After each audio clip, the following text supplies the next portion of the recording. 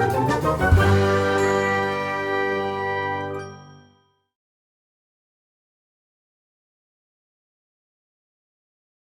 everyone, today I'm sharing my BIC ballpoint pens haul. That was a mouthful. Anyway, so I got on Amazon and I ended up buying a bunch of either 4-color pens, some have just different sizes, and some have different color ink.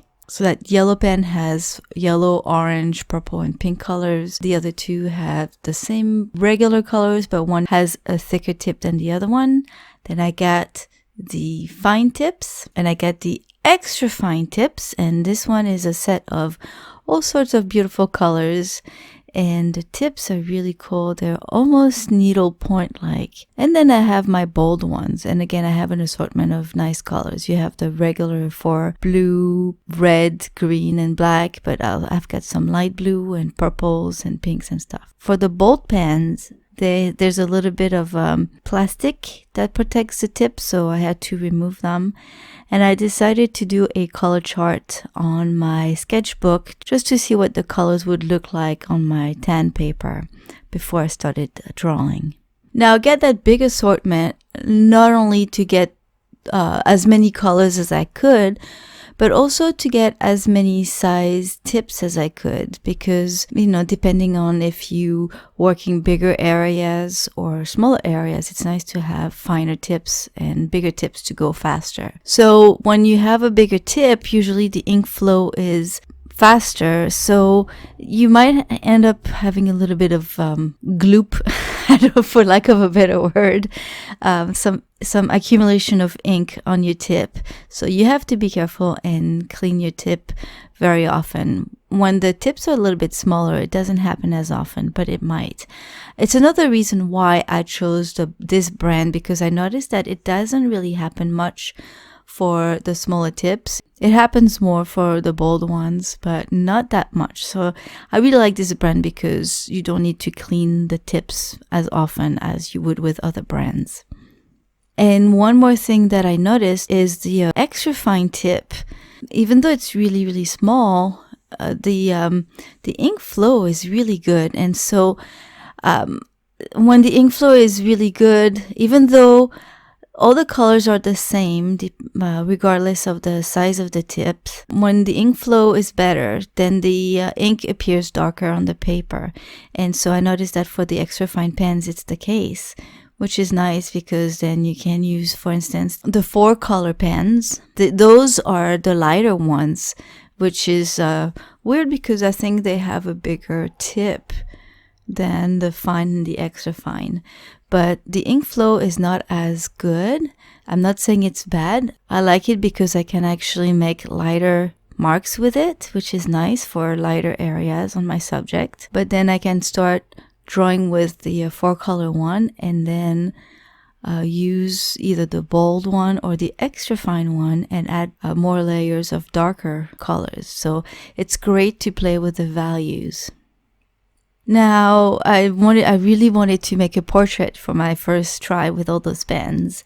And since I went to see the new Dora movie with my daughter, which was very funny actually, I thought the actress was really cute and I really wanted to draw her. And for my first layer, I ended up using the orange from the 4-color pen. And also I used a tan paper to already help with the color of the skin. That was kind of my first layer of color actually. So I applied the orange all over in the shadow areas.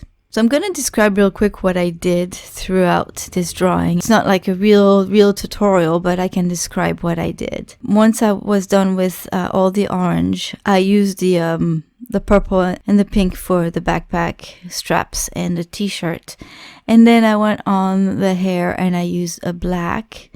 I think I used the 4-color pen for the black because I didn't want it to be too dark to start with.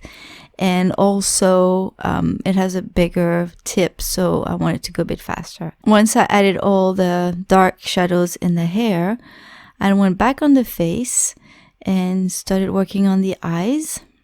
So for the irises, I did also some orange, and the orange on this paper kind of looks brown, which is very helpful. And then I took the black and I added the details, letting the orange peek through at the bottom so that it would give the highlight of our eyes, make them shine a little bit. And I also drew around the little white speck of light shining in her eyes, because I was not sure if I was going to use any white at the very end or not. And then I used a little light blue to cover the part of the eyeballs, because your eyeballs are rarely all white.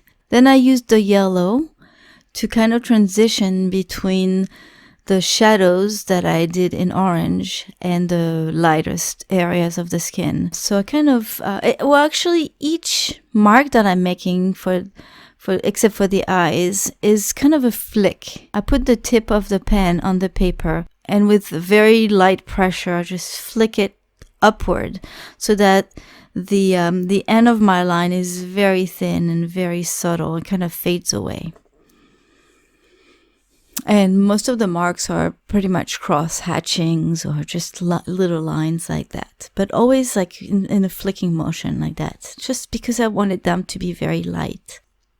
You can always add more layers after that if you want to darken some areas, but if your lines are too dark to start with, and it's harder to build your values. Once I added the yellow, I went back to work into the shadows with some red and purple, and then I added more orange to build the tone of the skin. So going over the red and the purple blended those colors together, and I thought it gave a very warm tone to the skin.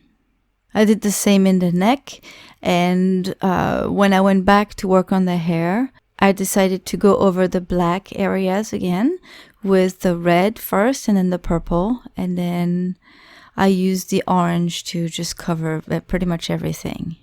Now I noticed that by building all those different values on the skin and leaving the lighter area alone, even though my paper is tanned, it almost looked like it was white, like the highlights were white, which was really cool. But I decided to take a white color pencil anyway to emphasize that light. And I'm really happy that I did that. And you gotta make sure when you do that to be very, very light-handed. So I did the two little specks in the eyes. I did the eyeballs a little bit, not too much, because again, I wanted the eyes to pop a little bit, but I didn't want the eyeballs to be all white. So I did add more colors with the pens on the eyeballs too. And then I did the nose and the cheeks, and then a little bit of highlights on the lips and the chin and the neck. And then later on, I added some highlights also on the hair and the t-shirt and the backpack straps. I think all in all, it gave a nicer contrast and it looks really nice. So I must say I'm very, very happy with the result. It took me about 4 hours to do this little portrait. It's not very big at all, but I took my time. I might have overworked it a bit, but I'm still discovering my own way and trying to make up my own technique. So that's it for today. Let me know what you think. Have you ever tried to draw anything with ballpoint pens besides little doodles at school in your notebooks? I think it's really cool. I don't know how light fast they are, so I'll probably only draw in sketchbooks with those. But I really, really like it. I think they're a lot of fun to use. Now, if you do use ballpoint pens, what's your favorite brand? I heard there's a few that people like to use. This one is my favorite, so that's why I went all out on the BIC pens. But anyway, thank you all for watching. Have a wonderful day. I'll see you soon with another video. Bye-bye.